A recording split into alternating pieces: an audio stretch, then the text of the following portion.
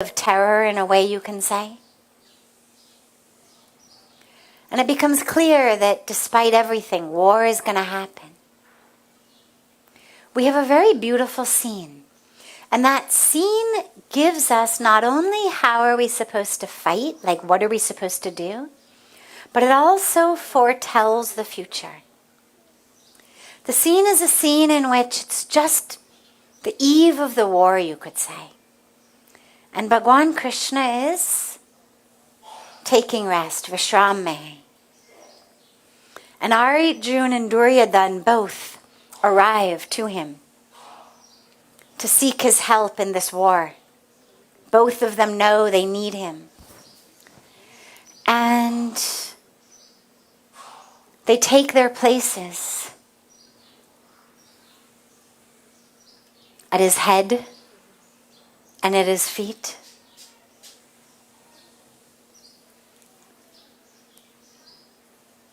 Bhagwan Krishna opens his eyes, sees them here, and says, "What can I do for you?" And of course they both say, "Chalo, yud hone wale, we need you." And he says, "Okay, here's what I will offer you. One of you can have my entire army." And of course Bhagwan Krishna was the king, the head of the Yadav clan, a huge, huge army.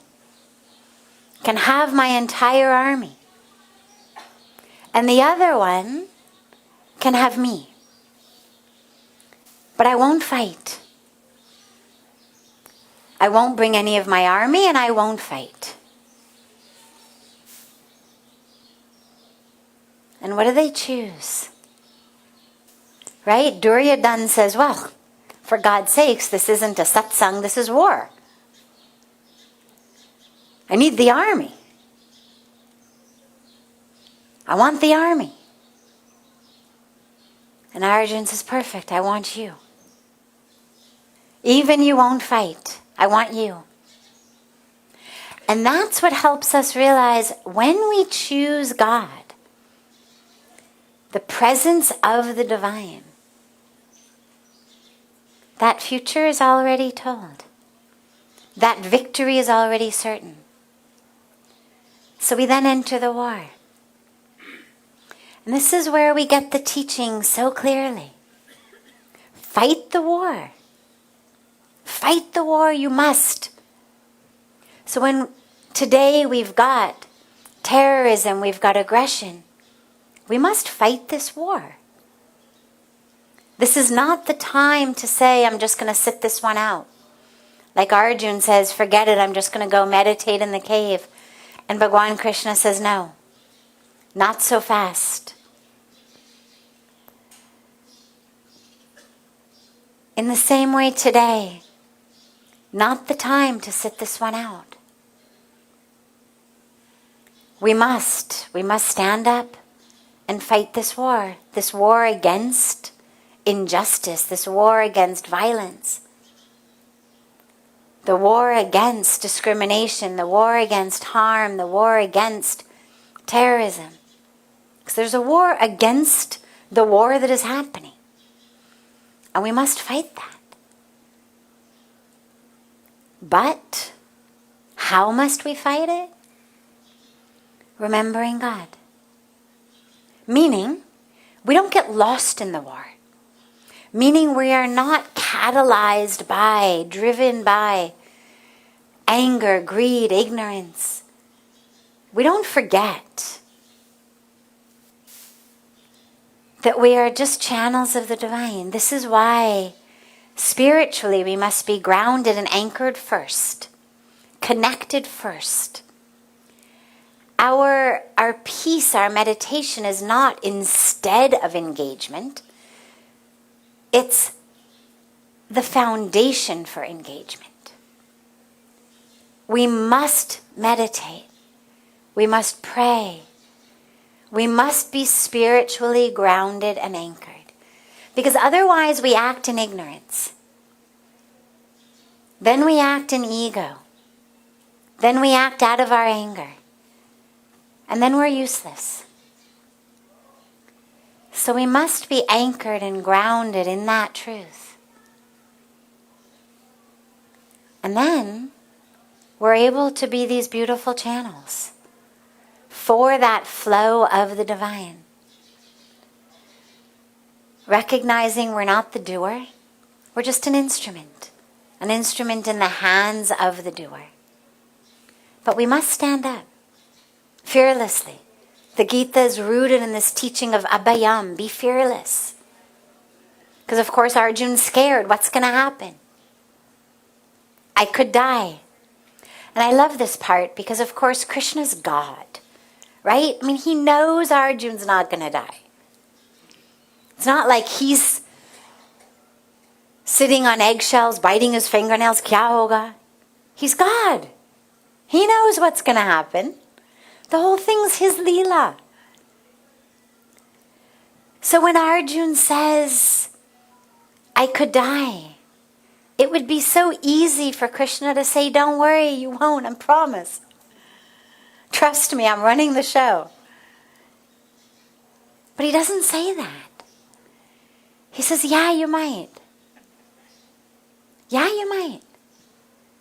But to die in the fulfillment of your dharma is 1,000,000 times better than to live forever but not fulfill your dharma. And right now, we're at a time in which it is each of our dharma to stand up and to be a part of the solution. We're not all going to be the same part. Just like in the war of Kurukshetra, everyone played a different role.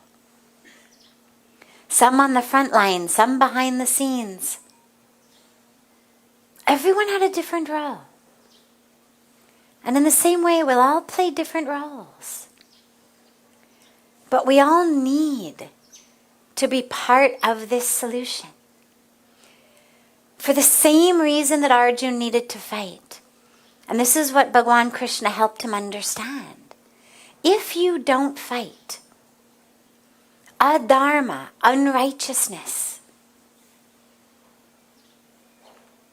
will reign supreme. Then the Kaurav family, Duryodhana and his brothers, they will continue to rule this kingdom in adharma, bringing suffering to the kingdom, to the people, to the land. Therefore, it is your dharma, your duty, as a man of dharma, to stand up and to fight this battle. And it's so easy for us, people of peace, to be like, well, I'll just sit here and meditate and let them all sort of fight this out and then, wake me when it's over. It's really easy to have that instinct right now. There's so much going on that people of peace, people of spirituality, people of dharma, it's so easy for us to feel like, you know what? I'm just going to be over here meditating and doing my yoga. And just let me know when it's safe to come out. But that's not the answer right now. We must be engaged as people of dharma. Because otherwise the planet is ruled by adharma, by unrighteousness. And remember that Bhagavan Krishna tells us that whenever adharma, lack of righteousness, is winning out over righteousness, when darkness is winning out over light, he said, I incarnate. I incarnate in form to restore the light to the darkness. He also said that I live in the heart of all my devotees. Right? We are told in the Bhagavad Gita and in so many of the other scriptures as well that each of us is that embodiment of the divine. And when you put those two teachings together, what it means is we are the ones We are the manifestations right now, the embodiments right now of the divine on earth in form to restore righteousness, to restore Dharma, to restore the light. So what does God want us to do? God wants us to stand up and fight fearlessly, but with anchoring and grounding, remembering God. So we are not fighting from our ego. We're not fighting from a place of ignorance, of anger, of illusion, but rather we are fighting as instruments of that flow of the divine that restores light to the darkness. So that's what each of us needs to do in our own way. And yeah, we're each going to serve in a lot of different ways. Some will be the warriors. Some will be the teachers. Some will be the envelope stuffers to raise the money for the war. Some will do all kinds of things. But we all need to be part of it.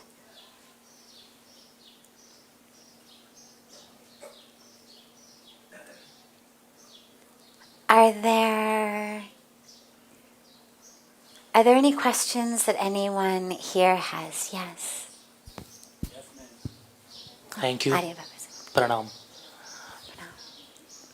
Since last few weeks, I am constantly troubled with anxiety, a lot of anxiety day in and out, which I can connect to a regret that is coming from the past and also a future worry.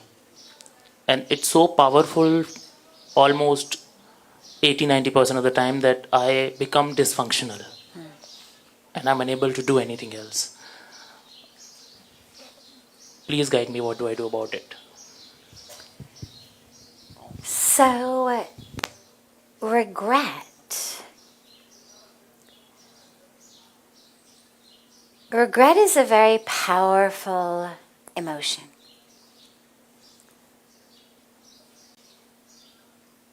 It reminds us over and over again that we've made a mistake, that we went astray. Now, regret is different from guilt. Guilt says who you are is a horrible person.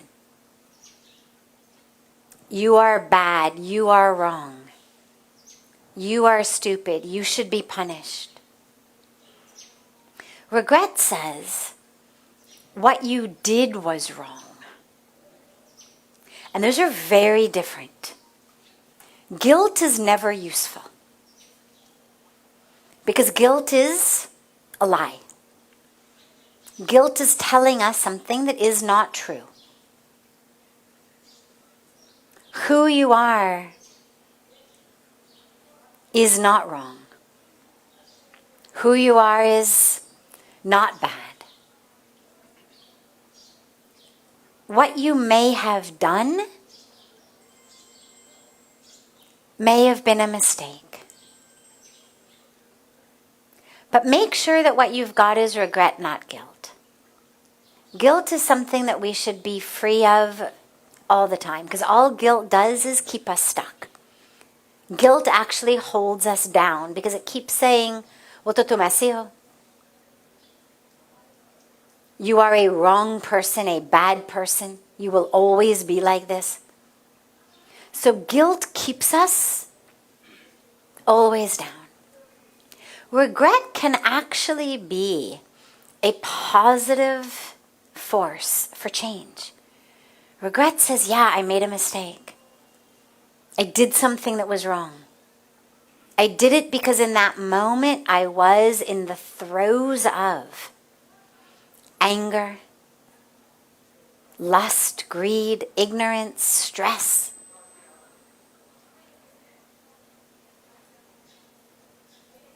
Busyness, right? We make mistakes for so many different reasons. Sometimes just because we're trying to do too many things at once. We're not paying attention. Sometimes because we're really mired in anger or jealousy or greed or lust. Sometimes just because we're stressed out and we're not thinking clearly. But when you look at it, when you look at what you did, feeling regret is okay if it was something wrong. But remember that that regret is for an action, not for who you are. You are much bigger than that action. That action is one thing out of your entire life. And your life is full of so much beauty,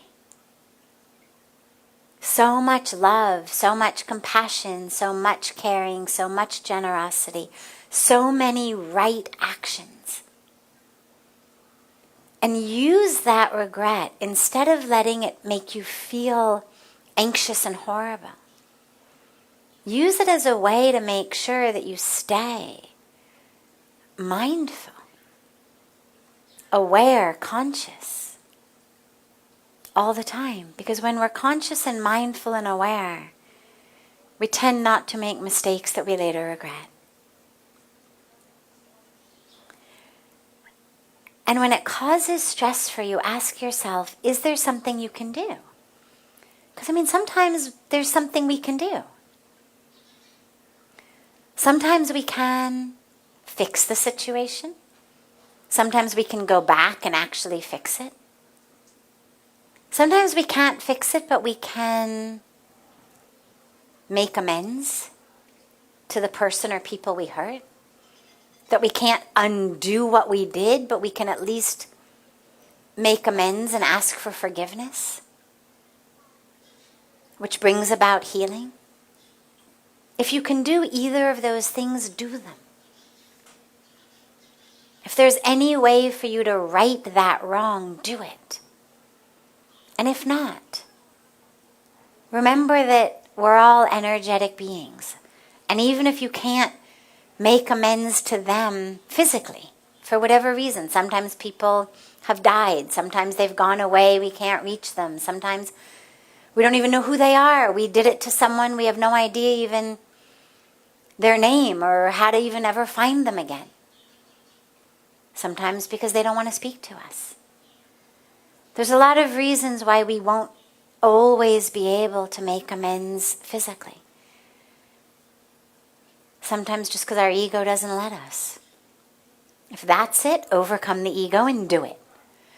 But if there's any other reason, speak to their spirit. In your room, on the banks of Ganga, just speak to them. Tell them how sorry you are. Tell them how if you could rewind history, you would. But also look back and ask yourself, what was it that I was going through at that time? What ignorance? What greed? What jealousy? What busyness? What blinders did I have on that made me not see the situation so that I did this act that I now feel so badly about? And commit yourself to the extent possible to never be in that situation again, that you are in the throes of such ego or such anger or such greed or such lust or such ignorance that you ever act like that again. And then forgive yourself and let it go. Offer it to Mother Ganga. Offer it to God. It was just one act. You are much more than that. There's no need to keep yourself in jail forever. Let it go. But let it go with that sankalp that now you will live in consciousness and awareness, such that nothing like that ever happens through you again.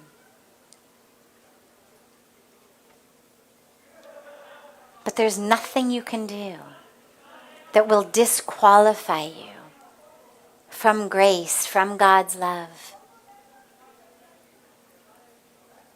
So forgive yourself. Clearly you didn't intend it. You didn't wake up that morning and say, I know what I'm going to do. I'm going to do this horrible thing that's going to hurt others and I'm going to regret it for the rest of my life.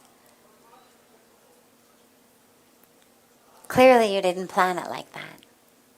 So something happened.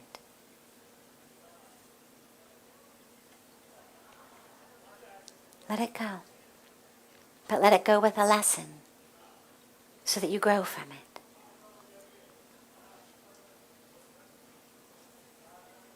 Beautiful. Yes.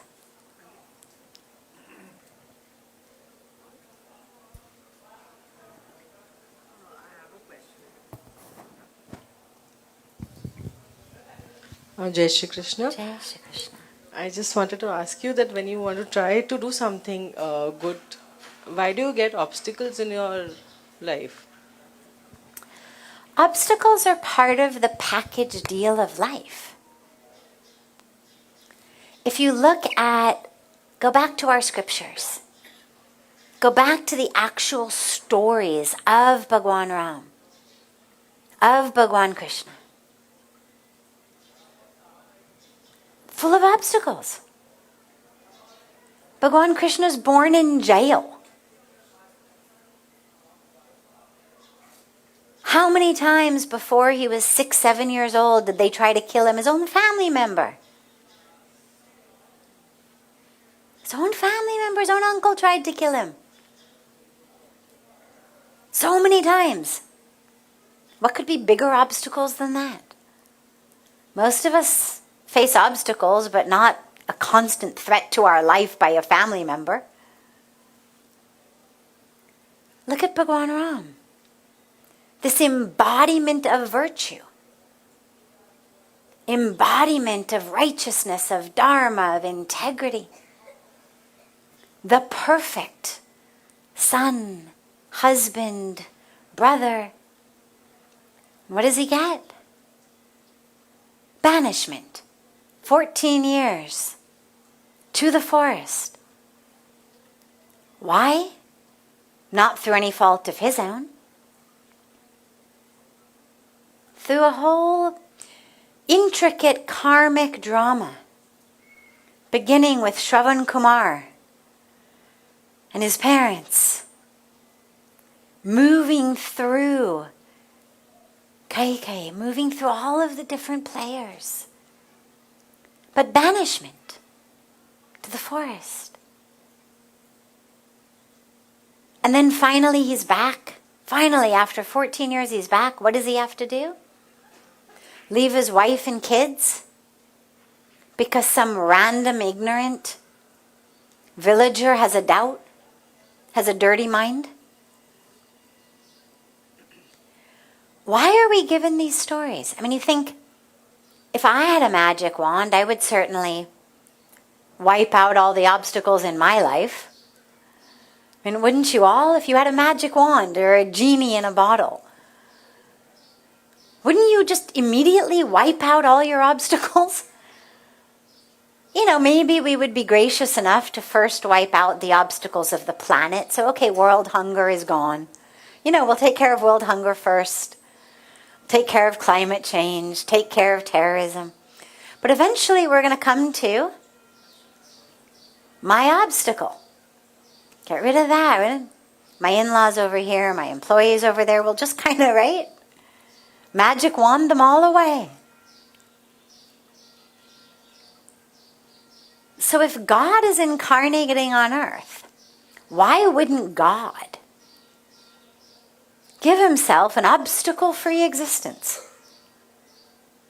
He's got an unlimited number of wishes from the genie in the bottle. The most powerful magic wand.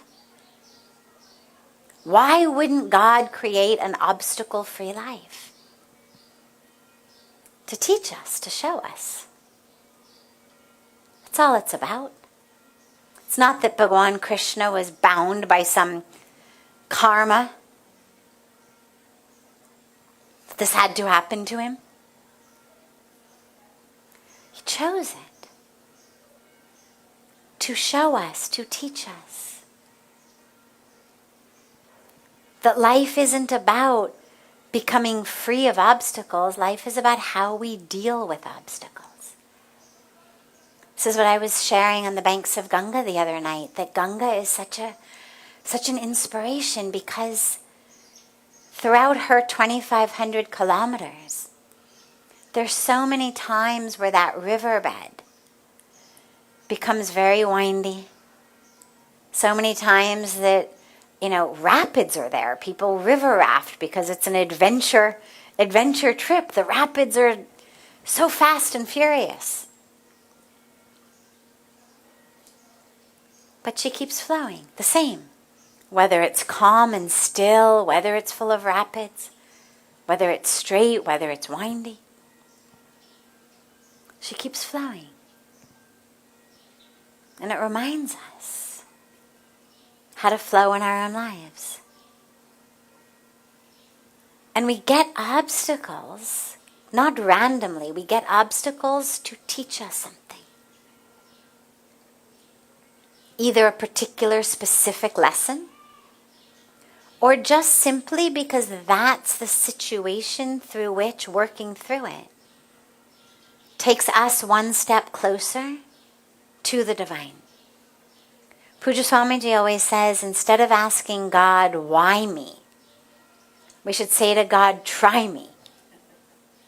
Like, I know you're here with me. Okay, try me.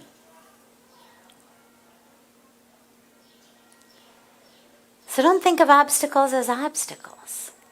Think of them as part of the package deal of your particular karmic incarnation. The goal of which being awakening and divine connection.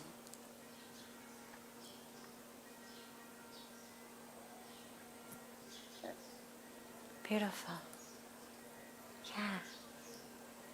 Does anyone else have a question? Yeah, we'll take this last.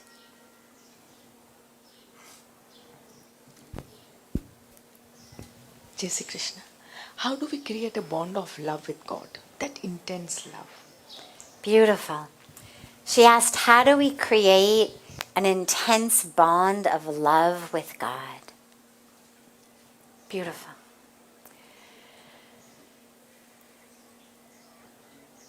There's no equation for love, unfortunately. But recognize that love is the core of who you are. When you are at your purest, and by purest I mean not stuck with things that are pulling your attention, not stuck with desires, with wants, with likes, with dislikes, with expectations, with attachments, but when you are just in your purest self, who you are is love. Our goal, our path, is to remove the obstacles to love. We don't have to create love. We have to just remove the obstacles to it. Remember also that at the core, we are one with God. And so that love is innate. It's inherent in who we are. But we've forgotten. We've gotten distracted into thinking, oh, I need those shoes. I need that job. I need to lose 10 pounds. I need his wife. I need that house. We've gotten distracted. I need this one's respect. I need more money. I need more followers on Facebook. I need you to be nice to me. We've gotten so distracted. There's a beautiful story that Pujya Swamiji told me right in the very beginning when I was first here. It's a story of a king. And the king had many wives, as they used to. And the king had gone off on a journey to neighboring lands, as they used to do, to kind of conquer the nearby lands. And as they would conquer the nearby lands, they would bring back these treasures from the lands. Spices and fabrics and silks and gems and whatnot. So this king goes off to do his conquering thing. And before he leaves to come back, he sends a message to all of his wives. Let me know what you'd like me to bring for you. So all of his wives send back these lists. Bring me saris, bring me silks, bring me gems, bring me this, bring me that. And one of his wives sends back a piece of paper with just the number 1 written on it. Now the king was a very good man, but not a brilliant man. But in those days, kings usually had very wise ministers. And the ministers frequently were holy men, deep men, wise men who would guide the king. And this king had a very wise minister who, when he showed him the letter, the king says, this one? What does she mean? Everybody else was smart. They sent me a list. This one, just 1? That doesn't mean anything. And the minister says, Your Majesty, this queen is saying, you are her number 1. You are all she wants, just her number 1. Everybody else wants a list of so many things. She only wants you. The king says, oh. So of course, he gets all the items for the other queens. He sends them. But he goes personally to this queen. And as Pujya Swamiji told me in the beginning, I can still hear him saying this now more than 25 years ago. He said, and of course, wherever the king goes, everything goes with him. Right? All the chariots, all the everything goes with him. But most of us are like those wives who get distracted. We want the things. We want things from God, from our prayers, from our meditation. I should get this. If I do enough japa, then I will have this power, or I will be able to do this. Or if I do enough puja, then God will give me that. But we should be like this queen, remembering that all we want is God. And if all we want is God, then God will be with us. So that love blossoms in a single pointed awareness and devotion that's undistractable. We've seen the saris, we've seen the diamonds, we've seen the gems, we've seen the fabric, we've seen the spices, we've seen the cars and homes, and we know.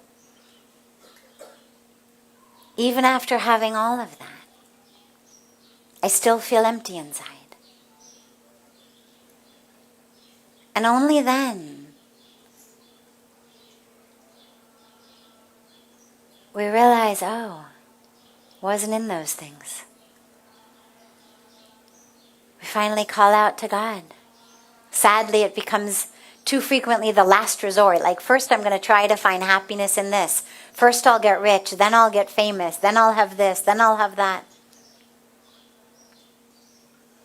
The benefit of satsang, the benefit of spirituality, the benefit of reading inspiring texts, the benefit of a guru is hopefully before we get to the point of the last resort, we get turned in the direction of God. Because when what we want is God, then God is there, and that love will blossom. It'll blossom. Allow the attention, allow the intention, allow the yearning to just be for that presence, to be for that love. And as you free yourself from the desires for everything else, and God's presence is with you more and more, that intense love will blossom more and more and more.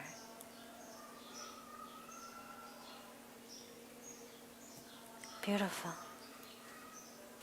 Aapka kal le lenge. Kal le lete. Actually, sorry, quick important announcement. We will not have satsang tomorrow. I have to go to Delhi for just overnight. We will be back day after tomorrow. Tomorrow is Sunday, is that correct? So no satsang on Sunday, but we will be back for satsang on Monday. तो आपका question हम Monday ले लेंगे. Okay, ठीक है, no problem. Yes. Being enacted by God continuously. Simple question. He said, why is this cosmic drama being enacted by God? But it's the simple question. You know, we speak about the Leela, this cosmic drama. It's impossible to know why exactly. God hasn't told us, here is exactly why I have done this. I mean, we're given a lot of different hints. The explanation that makes the most sense to me and feels the most correct is when we are one, just one,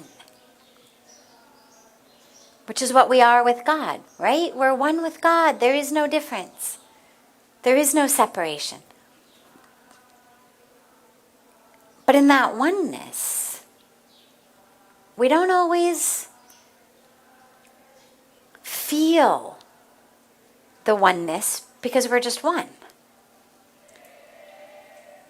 A lot of times it's when two become one that we feel it more. Think about in your relationships, right? How many times do we create a fight, create some sort of conflict in our relationship, unconsciously, just because we know that making up is going to feel really good?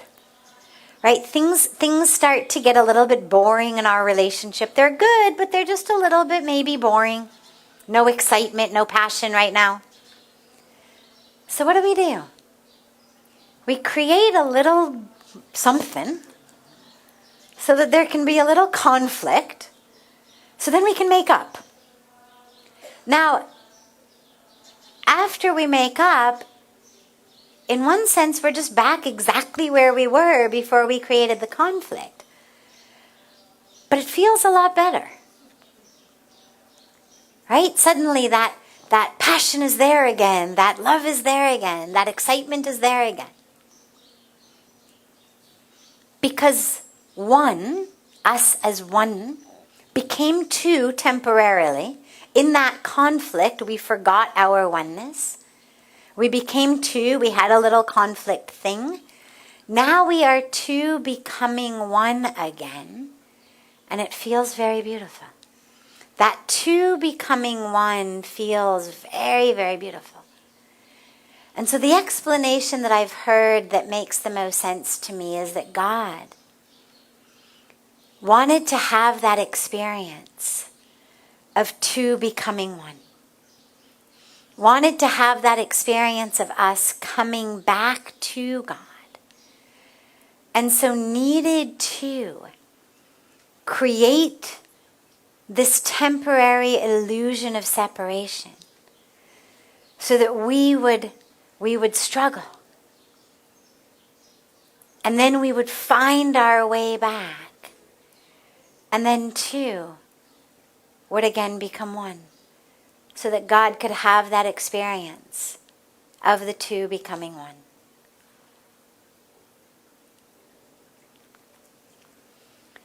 Beautiful. Have a a beautiful rest of your evening, a beautiful tomorrow, and we'll see you all on Monday. We will take your question on Monday, sweetness. I don't have question, but I Oh. want to tell you a story. Okay. I will be very happy to hear your story in just a few minutes. Very happy. Thank you. So, I'm sorry? It's of 30 seconds. 30-second story. Okay, do you want to tell it to everybody? I can tell you. Tell just to me. Okay, so give me 3-4 minutes and then I will happily hear your 30-second story. So much love to you all and look forward to being together.